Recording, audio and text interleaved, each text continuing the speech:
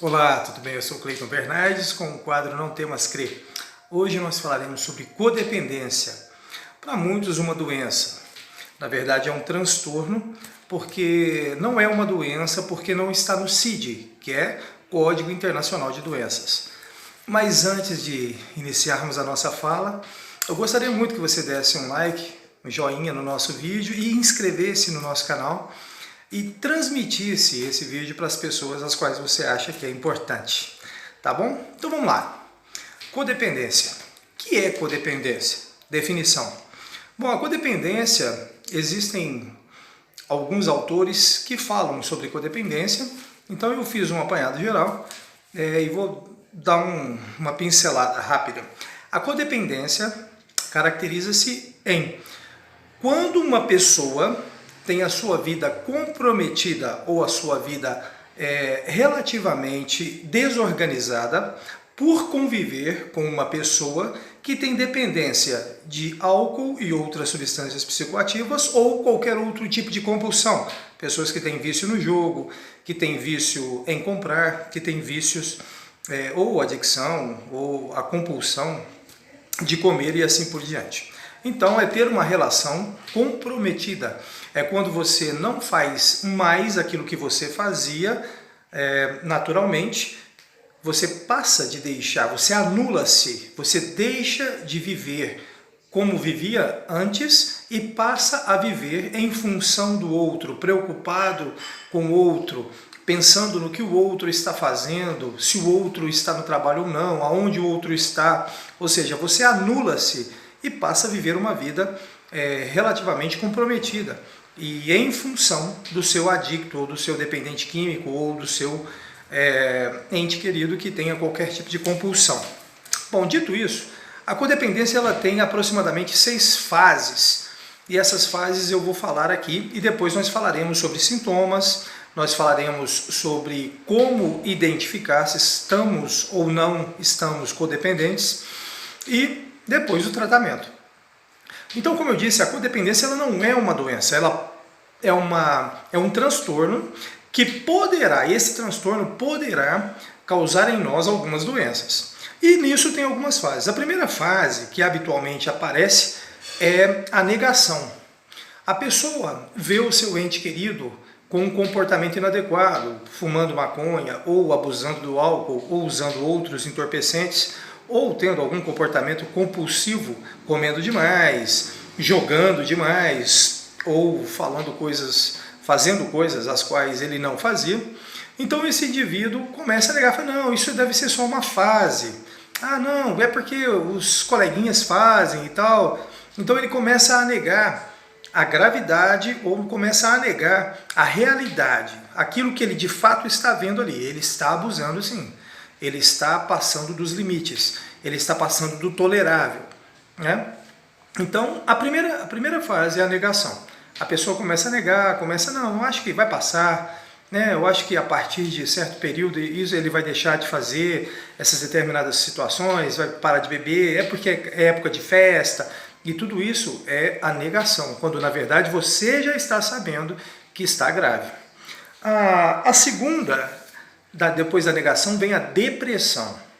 Você começa a perceber que o indivíduo está realmente afundado e você começa a se deprimir. O que é a depressão? É uma angústia profunda, porque você começa a entender que você não tem o que fazer, que você não consegue, independente do diálogo, e você começa a perceber, depois da negação, que ele vai se afundando cada vez mais nesse comportamento compulsivo, no uso abusivo das substâncias ou em qualquer outro comportamento, e ele vai afundando, ele vai repetindo, ele vai fazendo, e você vai se deprimindo, se sentindo incapaz de ajudar. Depois, depressão 2. Depois a terceira, nós costumamos falar que é a barganha, né? Ou negociação. Aí você começa, bom, já que eu neguei um determinado tempo, eu fiquei mal durante esse tempo achando que ia passar, agora eu acho que eu vou entrar em ação, então eu vou negociar. Bom, a barganha ou negociação é a terceira fase. O que é isso? Isso é quando o ente querido ele começa a dizer, não filho, olha, para com isso, ou esposo, ou seja quem for, né, um familiar, um ente querido, um amigo até, Olha, para com isso que eu vou te dar um emprego, para com isso que eu vou te dar um carro. Se você parar com esse comportamento, na semana que vem eu te dou um carro. Não, se você parar com esse comportamento, eu vou te dar aquele tênis que você me pediu. Se você parar, eu vou comprar aquele instrumento que você havia me pedido e tal. Ou seja, você começa a trocar, a querer negociar a parada doente seu daquele comportamento compulsivo, que aí sim, esse comportamento compulsivo é doença, a adicção é doença, porque está lá no CID, no Código Internacional de Doença, dependência química e outros transtornos, outras compulsões. E aí você começa a negociar. Você começa a achar que poderá, de alguma maneira, trocar, fazer com que ele troque aquilo que você está dando por não mais usar. Ao contrário, né? Aí entra a quarta fase, que é a facilitação. Facilitação. A facilitação, ela está entre quarta ou quinta fase, mas eu geralmente falo que é a quarta fase. A facilitação, ela é quando você começa a resolver os problemas causados por conta do indivíduo, ou quando você leva o indivíduo até a boca de fumo, por exemplo. Não, ou então você deixa ele usar lá no quintal da sua casa. Não, usa aqui, porque aí não tem risco de você ficar na rua. Quantas mães, quantas esposas, quantas pessoas, pais, deixaram seus filhos fazerem uso de substâncias psicoativas dentro de suas casas, achando que estaria ajudando a protegê-los, quando na verdade estava facilitando o consumo das substâncias, né? E depois dessa facilitação, você perceberá que nada adiantou, que ele só tem aumentado e que tem dias ou noites que ele não fica em casa, que ele sai, fica 3, 4 dias fora de casa, apesar de você facilitar o uso, apesar de você achar que está protegendo, nada aconteceu. E aí vem a raiva. A quinta fase nós chamamos de raiva, porque você fica com raiva de tudo, com raiva de todos, com raiva dele, que se dane, até com raiva de si e com raiva de Deus. Por que isso está acontecendo com a minha vida? Por que? Não. Sabe, é porque houve todo um processo e é sabido que determinadas pessoas, média, 50%, né, existe uma estatística de que 37% das pessoas no mundo são dependentes químicos, entre álcool e outras substâncias. Né? E ninguém vai entender ou ninguém vai imaginar ou adivinhar que vai nascer um dependente químico dentro da sua casa.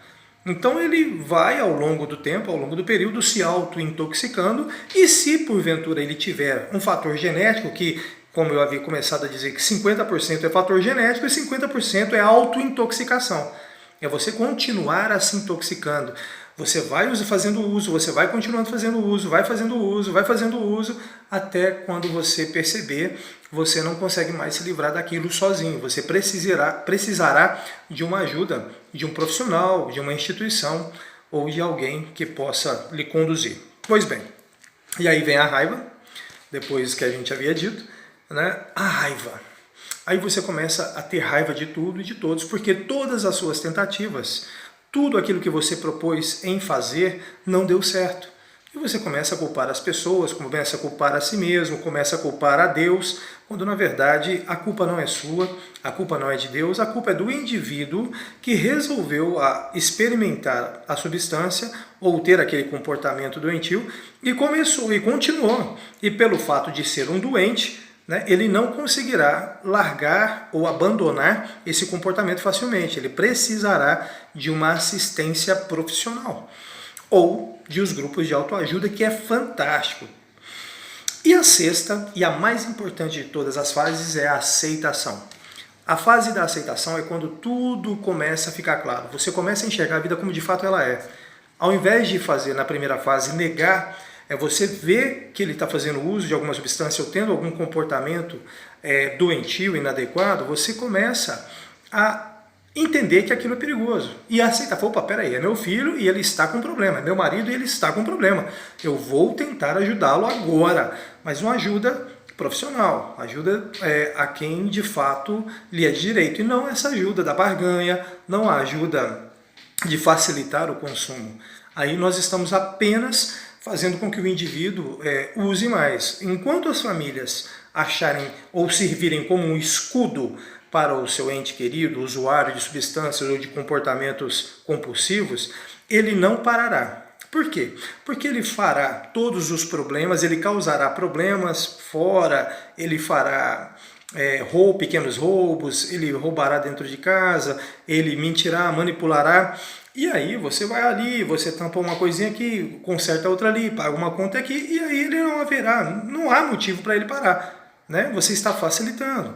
E quando existe na última fase, a sexta fase, que é a mais importante, a aceitação, você entende já de cara que tem um problema, você para de fantasiar as coisas. Você começa a enxergar que realmente é um problema. Você começa a estudar sobre a doença. Você começa a perceber que existem uma curva em U. O que causa o indivíduo, quais são os gatilhos que faz com que o indivíduo utilize as substâncias, quais são os gatilhos que faz com que o indivíduo fique insatisfeito, infeliz e vá recorrer a isso. Então, quando você passa a ter informação, aceita que de fato tem um problema e você busca de fato a ajuda profissional, a ajuda adequada, você conseguirá superar os problemas. Então, para o vídeo não ficar muito longo, eu vou interromper aqui e começaremos e falaremos um pouco mais sobre a codependência no próximo vídeo. Então, vamos lá. Então, a codependência não é doença, ela pode causar doenças. A codependência ela é um transtorno. Então, se ela fosse uma doença, ela estaria classificada no CID, no Código Internacional de Doenças, como a dependência química é. Então, a primeira fase, a negação. Segunda fase, depressão. Terceira fase, a barganha, a negociação. A quarta fase, a raiva. Quinta fase, a facilitação. Pode ser a quinta ou a quarta, né? Independente de como é vivida, mas eu classifiquei assim. E a sexta fase, a mais importante de todas, é a aceitação. Tá bom? Então, meu nome é Cleiton Bernardes, sou professor de filosofia, terapeuta em dependência química. Por favor, compartilhe esse vídeo e qualquer coisa, estamos sempre à disposição de vocês. Falem conosco nos comentários do vídeo. Um grande abraço, não temas crer.